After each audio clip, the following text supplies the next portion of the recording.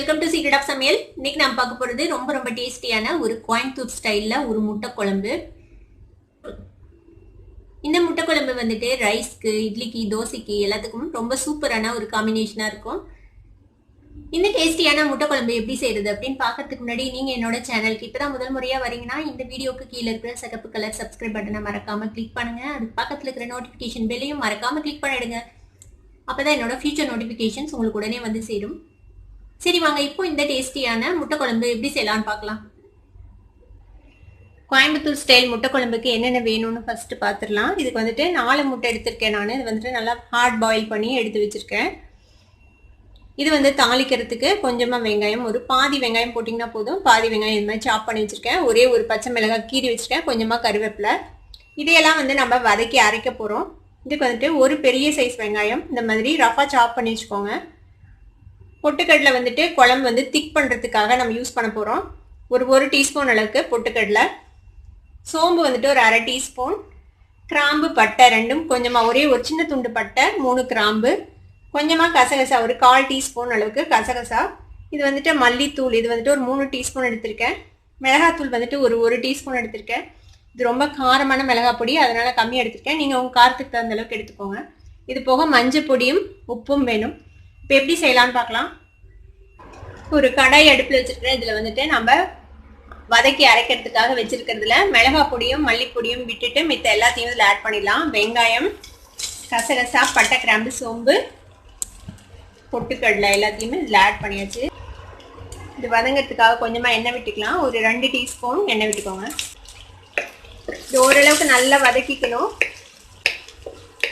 கொஞ்சம் இந்த வெங்காயம் வந்து நல்லா கலர் மாறணும், அந்த அளவுக்கு இதை நல்லா வதக்கிக்கோங்க. இங்க பாருங்க, வெங்காயம் வந்து ஓரளவுக்கு செவந்துருச்சு. இந்த அளவுக்கு வதங்கினா போதும், ரொம்ப ஓவராலா வதக்க தேவையில்லை. இப்போ ஃப்ளேமை கம்மி பண்ணி வச்சுக்கலாம். இதில் ஒரு 1/4 டீஸ்பூன் அளவுக்கு மஞ்சள் பொடி போட்டுக்கோங்க. நம்ம எடுத்து வச்சிருக்கிற இந்த மல்லித்தூளையும் மிளகாத்தூளையும் இதில் சேர்த்திக்கலாம். மல்லித்தூள் சேர்த்திட்டேன், மிளகாத்தூளையும் இதில் சேர்த்திக்கோங்க. இதையும் லேசாக ஒரு வதக்கிடுங்க. இந்த எண்ணெயிலேயே ஒரே 1 நிமிஷம் மட்டும் வதக்குங்க. அப்போ ஹை ஃப்ளேமில் கண்டிப்பாக வைக்காதீங்க, தீஞ்சு போயிடும் இந்த மசாலாலாம். ஃப்ளேமை நல்லா லோ பண்ணி வச்சுட்டு இது இதோடையே ஒரு பரட்டிடுங்க. ஒரு 1 நிமிஷம் மட்டும். இப்போ இது வந்துட்டு நல்லா ஆறுனதுக்கு அப்புறம் இது வந்து நல்ல ஒரு ஸ்மூத்தான பேஸ்ட்டாக நம்ம அரைச்சி எடுத்துக்கணும் தண்ணி விட்டு. இந்த முட்டையை என்ன பண்ணலாம், நம்ம இந்த மாதிரி 4 கீறிக்கலாம். ஃபுல்லாக வெட்ட வேணாம். அந்த மஞ்சக்கரு டச் ஆகிற இடம் வரைக்கும் மட்டும் இப்படி கிராஸ் போட்டுக்கோங்க இந்த மாதிரி. அப்போதான் வந்து உங்களுக்கு கிரேவி வந்து உள்ளே இறங்கும். அதே மாதிரி 4 முட்டையிலையும் நம்ம இதே மாதிரி இப்படி கிராஸ் பண்ணிக்கலாம். பாருங்க, கரெக்டாக அந்த மஞ்சக்கரு வரைக்கும் வெட்டியிருக்கேன் நான். அந்த மாதிரி வெட்டிக்கோங்க. நம்ம வதக்கின வெங்காயம் அந்த மசாலாஸ் எல்லாம் சேர்த்து தண்ணி விட்டு நல்லா அரைச்சிட்டேன். நல்லா நைஸ் பேஸ்ட்டாக அதை அரைச்சி எடுத்தாச்சு. இப்போ இதில் வந்துட்டு தண்ணி விட்டு நம்ம மிக்ஸ் பண்ணி வச்சுக்கலாம். எவ்வளோ தண்ணி தேவையோ அவ்வளோ மிக்ஸ் பண்ணிக்கோங்க. இந்த குழம்பு திக்காக வேணாலும் திக்காக செய்யலாம், இல்லை தின்னாக வேணும்னாலும் நீங்கள் தின்னாக செஞ்சுக்கலாம். உங்களோட ப்ரிஃபரன்ஸ் தான் அது. கன்சிஸ்டன்சி உங்களுக்கு எப்படி வேணுமோ அப்படி செய்யலாம். இதில் பொட்டுக்கடலை இருக்குது, அதனால இந்த கிரேவி வந்து நீங்கள் கொஞ்சம் திக்காகும் கொதி வரும்போது. அதனால் ஓரளவுக்கு தண்ணி ஆட் பண்ணிக்கோங்க.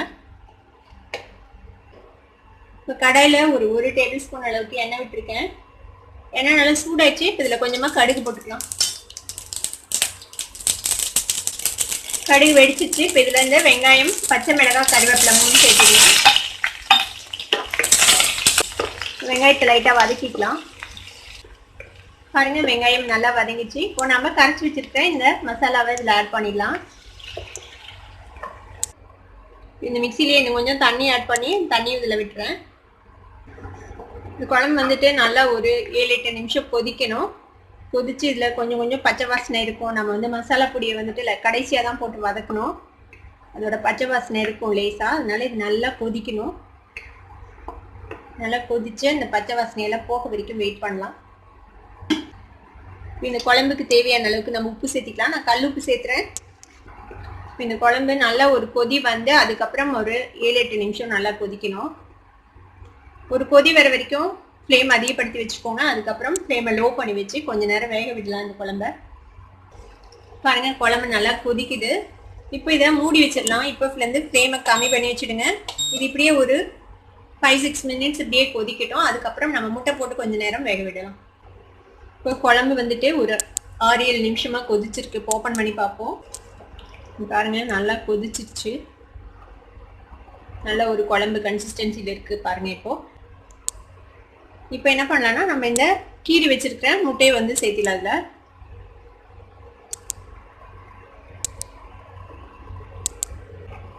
இப்போ இந்த முட்டையில இந்த குழம்போட ஃப்ளேவர் இறங்கணும்ல, அதுக்காக இன்னும் கொஞ்சம் நேரம் நம்ம வந்து கொதிக்க வைக்கலாம். திருப்பி மூடி போட்டு திருப்பி மூடி வச்சிடலாம். ஃப்ளேம் கம்மியிலேயே இருக்கட்டும். இன்னொரு 2-3 மினிட்ஸ் கெட்டியே கொதிக்கட்டும். அதுக்கப்புறம் நம்மளோட முட்டை குழம்பு ரெடி ஆகிடும்.